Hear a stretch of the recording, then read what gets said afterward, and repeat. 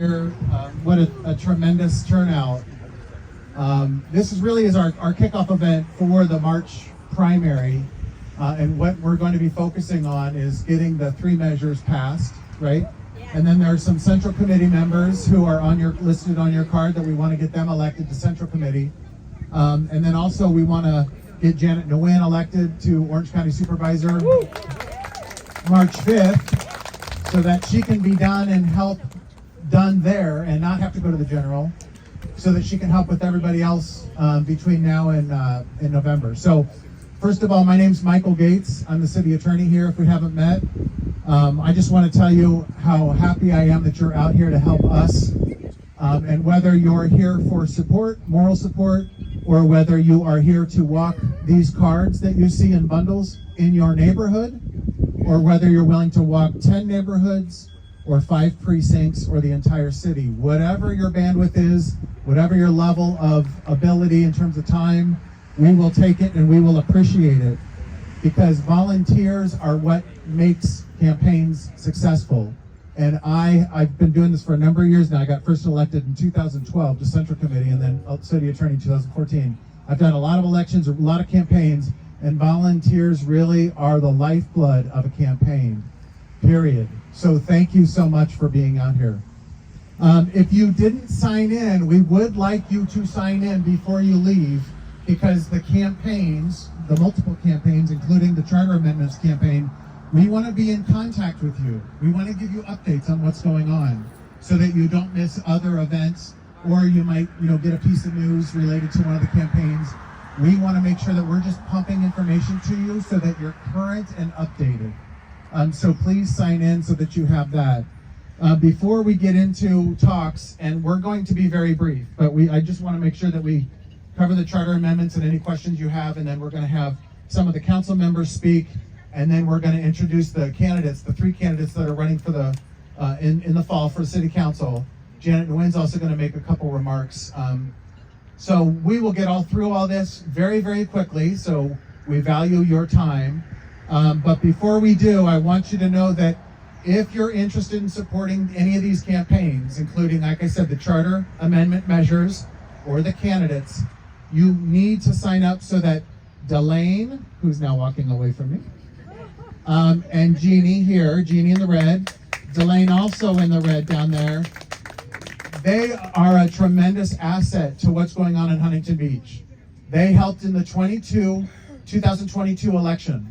So the Fab Four won in 2022, and I got reelected as well, which was a tremendous sweep. We ran the table, and we ran the table in large part because of Delane and Jeannie and their volunteers who were committed to walking our neighborhoods to getting the word out. So thank you to Delane and Jeannie for all the work that you do. Incredibly valuable to the campaign, and obviously, if you're a Huntington Beach resident here today, incredibly valuable to the city. And I would be remiss, I just saw Patty. Patty's also here, part of that effort as well. So Patty, sorry, I didn't see you earlier. I just caught you.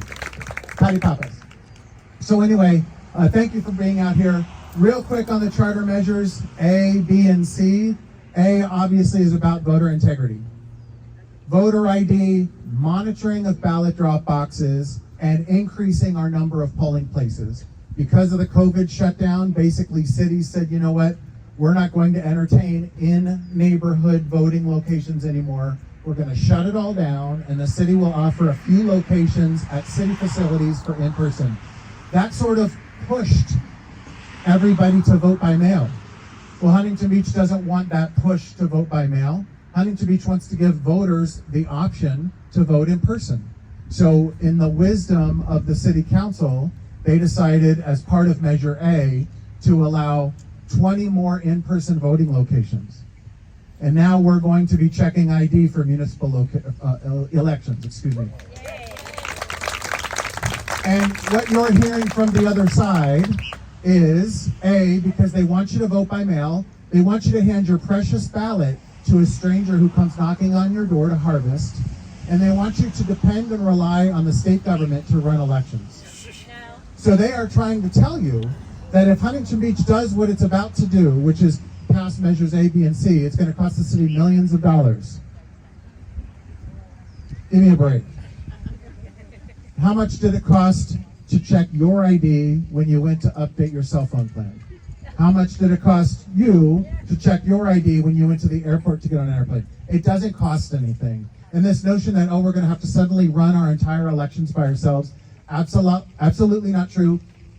Counties up and down the state tailor their elections to a city's unique demands. So Huntington Beach will be catered to, just like Santa Ana is being catered to.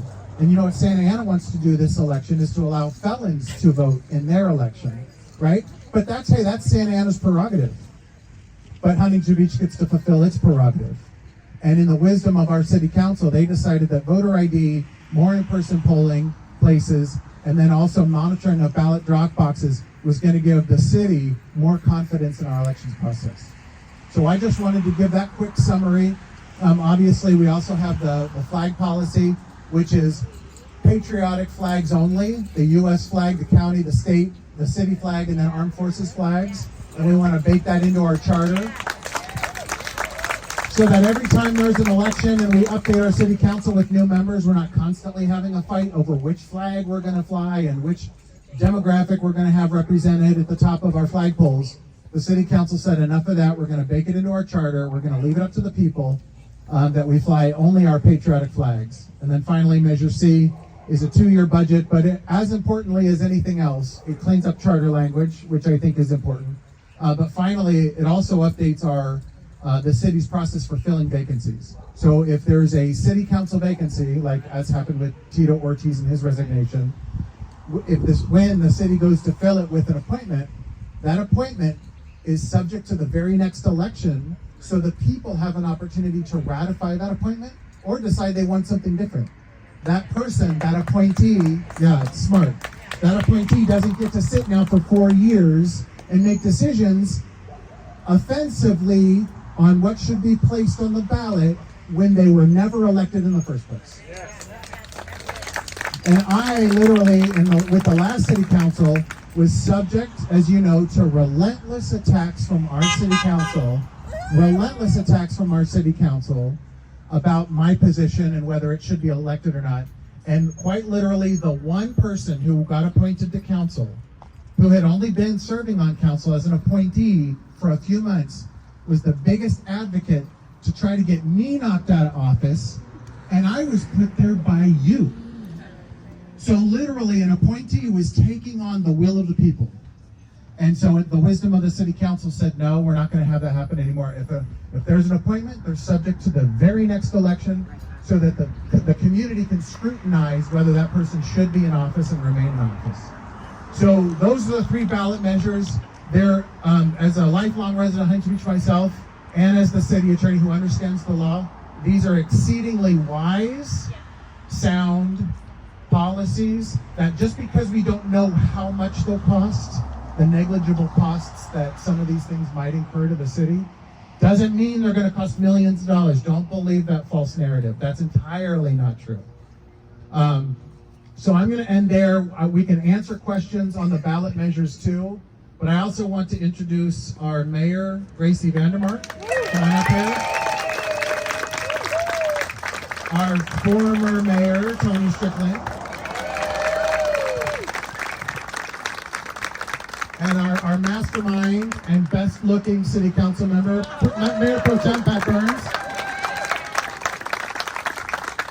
And I'm going to invite everybody to make a few remarks, but I also want to invite up Janet Nguyen, candidate for supervisor.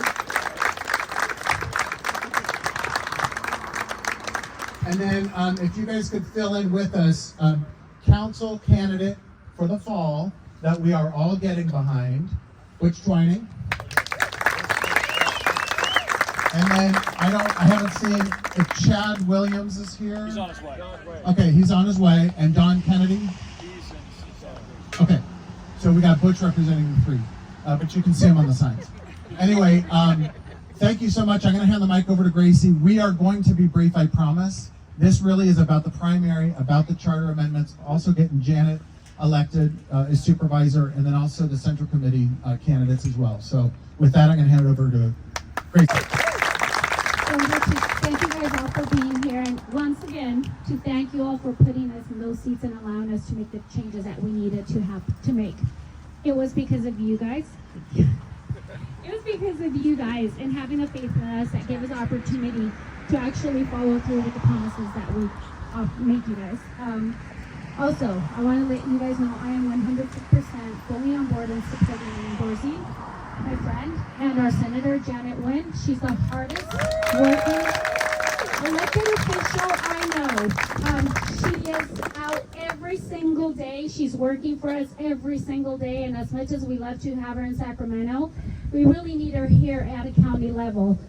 She's very accessible, so I'd like to ask you guys all to join us in supporting Janet Nguyen, support our charter amendments. If you have any questions, please talk to us. There's misinformation going out there about these charter amendments. We would be happy to talk to you so you guys can share the information with your neighbors. The only reason we got elected was because people like you went out there and shared the truth, and we'd be happy to have you help us do that once again. So thank you again. And now, former Mayor Tony Strickland. Good afternoon, everybody. How's everybody doing? I do want to point out another community leader, Pastor Joe is here. Let's give Pastor Joe a big round of applause. He's doing the Lord's work. And God bless you for everything that you do for our community.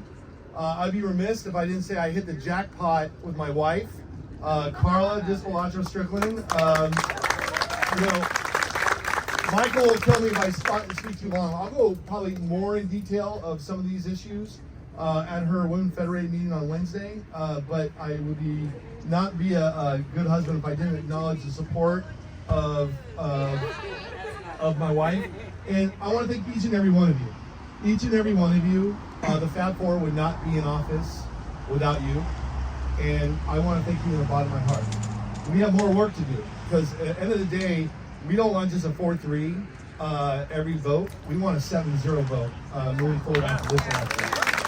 Because those other three do not represent the people of Huntington Beach. Every time I talk to them, they might as well just go to Sacramento in the Capitol and be right next to Gavin Newsom because they represent Gavin Newsom. They don't represent Huntington Beach. And these initiatives are very important for momentum. And people make a big deal, oh, voter ID. We're not reinventing the wheel here, ladies and gentlemen. At the end of the day, if you know, more than half the country has voter ID. 34 states actually have voter ID, and 24 have very specific picture voter ID. So we're not reinventing the wheel. When I did the interview with the Orange County Register, they talked about the millions. I'm like, we're not reinventing the wheel. We just adopt what they're doing in other states that's actually working. And at the end of the day, here in California, the problem is we have all mail ballots. We don't clean up our voter rolls, so you have live ballots everywhere, and then they have ballot harvesting. That's unacceptable. At the end of the day, we need to bring in voter integrity. And I'm proud to say President Trump acknowledged what we're doing in Huntington Beach and thanked us for fighting for voter integrity. But now it only happens with your support. So we will actually make national news that we're doing something in California here that I believe when we pass it in March, this is going to spread around cities all around California. And we're bringing voter integrity to our state here in California. Because they don't do their job in Sacramento. They don't represent you in Sacramento. So it's up to us at the local level to get things like this done at the local level so it spreads around and we can actually have voter integrity here in California. Because if we have voter integrity here in California, we will win as Republicans statewide. What we need is voter integrity. And then the other ones are simple measures. I'll let Pat talk about the flag issue. It's very simplistic, and the 2-year budget, but I also call it the Bolton Initiative. The fact of the matter is when Tito stepped down, Rhonda Bolton got a 4-year term, and that's totally unacceptable. Totally unacceptable. We need to make sure whoever gets appointed has to be supported by the people of Huntington Beach, and it goes to the will of the people, and the people will decide who represents them, not a backroom deal that happens at City Hall. So with that, really appreciate what you did for the Fab Four. I think we're doing great work at City Hall, but we have a lot more to do, and we can only do it with your help. And I'm out there walking. We're all going to be out there walking. And I'd be remiss if I didn't say it's very important that we have a strong Republican leadership here in Orange County. Because think about it, we have 4 swing congressional seats. We have a majority now in the Board of Supervisors, unfortunately, is Democrat. That's why we do whatever we can to get a fighter like Janet Wynn in the Board of Supervisors. And you have 2 swing state Senate seats and swing assembly seats in Orange County. So what the Central Committee might not know, the Central Committee is actually the Republican Party of Orange County. And so you have to run for that office. So I'm encouraging you to vote for the Fab Four, Janet Wynn, and Michael Gates. You can vote six people from this area, and that's who I'm encouraging you to vote for Central Committee, so we have a strong Orange County party for the next 4 years. So with that, I talked probably longer. Michael's going to hit me. But the next up is Mayor Pro Tem Pat Burns. All right, you guys have heard enough about the initiatives and stuff. You know which way we're going with that. Again, though, your guys' value to the campaign is invaluable. It can't be spoken enough. And one thing I do is I take a picture of this, and this is what I'll ask you guys to do. I take a picture of both sides of this, and I text it, email it, and if you're on social media, and spread the news to your friends. Even if they live out of town, tell them to spread it to the people they know in town. It does a lot of, word of mouth does a lot more than you can imagine. And other than that, enjoy the day, have a great time, and please support everything that we have.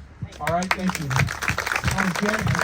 Yeah, just a quick introduction. You might know that Janet Nguyen serves as our senator for this area up in Sacramento. She's running now for supervisor here in Orange County. And I've told a couple people this. I think it's really important. It's far better, in my mind, for us to have Janet's fight and Janet's principles closer here to home in Orange County than have it up in Sacramento. So I fully endorse Janet Nguyen. Help get the word out. Let's get Janet across the finish line. She needs to get better than 50% to take it March 5th. Yeah. Thank you. Can you give them a big round of applause? Of course, Pat wants to know when I say that, right? No, I just want to say thank you. We want to thank you because none of us could be here without your support last election cycle. You walked the walk. You knocked on the doors. You made sure your friends and family go out to vote, and that's what we need in this primary. We need folks to come out and vote. Projection right now is about 50% turnout. We need Republicans to come out 70%. And that's so critical. One is because in my supervisor race, we have to get 50% plus 1 vote. We're so close to push me right through and finish in March. And there will be, you're going to start seeing millions of dollars coming in. We're already hearing $1 million IE coming in against me. And so you don't have to don't even look at that. Just look at my nice smile and remember Janet. That's all that matters on that ballot. And so, so I am hoping that you can help me. If we can all consolidate and not split the vote like we did in 22 with the Fab Four. We won all 4 seats. Remember how everybody laughed at us and thought that we wouldn't be able to win all 4 seats? Well, we did it. And you know what? This time, we can do it another miracle as well. We can take this supervisor seat, win it all right out, and then release me to fight in November with all of our candidates. You want your nuclear bomb out there. I will be that one that will help and move all of our candidates upward and into the finish line as well with the team. And so again, thank you for being here. Thank you for supporting us. The other thing I always tell people when we do these walks and stuff is I know you can walk on your own time, but please also be safe. You know, you don't need to be confrontational. If people don't want to hear from you, it's okay. Just remember, there's a Ring camera in every house now. So just smile. And, you know, because at the end of the day, we want people to know what we stand for and why we're doing what we're doing. Because we're not just going to be sitting at home and complaining. We're going to pave the pavement and we're going to walk the talk. And so we want to thank you and be safe and really appreciate it. Let's get these ballot measures and let's get myself and the team across the finish line. And let's get March 5th. We'll finish the supervisor and we'll tell everybody, see, we can do it. Thank you. We do have Brooke Trying here, council candidate for the fall. So not in the primary, but in November. We're just introducing these candidates because like we did in 2022, where we all got behind the Fab Four, and we would say we kept our head down and ran hard up the middle and got the community to see our four and the benefits of voting for all four and not splitting the vote with other candidates. We're doing the same thing with our slate of three this time. So Butch Twining, Chad Williams, and Don Kennedy. So Butch is here today. One thing I want, before I hand the mic off, before you leave, please do two things. Sign up on the list so we can be in contact with you, please, please, please. And then secondly, take some of the bundles.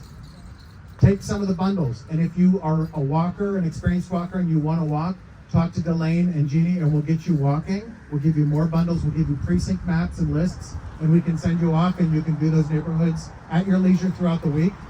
But at minimum, if you're not an experienced walker and you really have never done this before, but you'd like to help, just take one bundle and do your neighborhood. Just walk around your neighborhood. That would be a huge help. So without further ado, Butch Twining. I'm going to be really short here, and that surprises some people because I'm not usually really short. I just want to thank everybody here. You are our frontline troops, and we appreciate you. We appreciate everybody that's here. We appreciate Delane and her army. You guys are the ones that are going to deliver victory, total victory, or as Janet says, the nuclear bomb starting in March and then in November. Thank you very much. Let's get these charter amendments passed and get Janet in the supervisor seat. Then we can concentrate on our stuff. Thank you. Okay, lastly, so before you leave, Michael Gates suggested you guys grab a bundle. We have 15,000 of these flyers. We want to make sure we get them in every person's hand in Huntington Beach. It's really important that we focus on these charter amendments. Also, if you can grab a sign before you leave today and make sure you sign up. But as far as our candidates in November, we have three candidates: Butch Twining, Don Kennedy, and Chad Williams. We have some special events coming up. We have an event on Monday night at Ola's Mexican Restaurant at Pacific City. You guys can show up at 5 o'clock. We'd love to see you there. We have another event. The Huntington Beach Republican women have an event at Bocce's Restaurant on Wednesday, and that's going to be a fun event. And then Thursday, we have a really big event. It's going to be over on Manufacturer Avenue, and we'll send you the information. If you leave us your email address, we'll send you what we have coming up. But that's going to be a special night. We're going to host up to 200 people. They're going to have the director of the Seal Beach Symphony sing our national anthem, and we're just going to build a lot of momentum because it's really important we get all three of these candidates on board so we have a 7-0 majority moving forward. So thank you very much for being here. Thank you for Delane and everyone for setting this up today. So last thing, a couple of people asked about Proposition 1, and I just want to be very brief. Vote no on Proposition 1. What it really is an industrial complex for homelessness. And look, they have enough money to solve homelessness. Money's not the problem. They just want to take more of your money. If you really want to solve, for example, I'll give you an example here in City Hall. When the Fab Four came in, they want to hire a homeless czar that made more money than our city manager. Do you think that homeless czar wants to solve the homeless situation, the homeless problem? No, what it is a money thing that they all pay themselves. And government doesn't solve this homeless issue. It's churches and nonprofits, people like Pastor Joe, that compassion. And when you send money, there never has accountability attached to that money. So if you want your money to go to Sacramento and you think they're spending your money wisely, vote yes. If you don't think they're spending it wisely, you'd rather have nonprofits and church organizations, vote no on Prop 1. So it was just a couple questions that came here. So thank you so much. I've got to share a little bit with the folks, but I just want to assure you that Don Kennedy, Butch Twining, and myself are really looking forward to removing what I would call the unholy trinity that still remains. So there's 3 seats that are left, and we're going to be taken away from the left. Let's get behind these guys. There's 18 seats. Thanks, Chad. Where do you want? Facing, okay. All right. We're going to be right here. So if everybody could fill in, squish, squish, squish, squish, squish, squish. No, you didn't.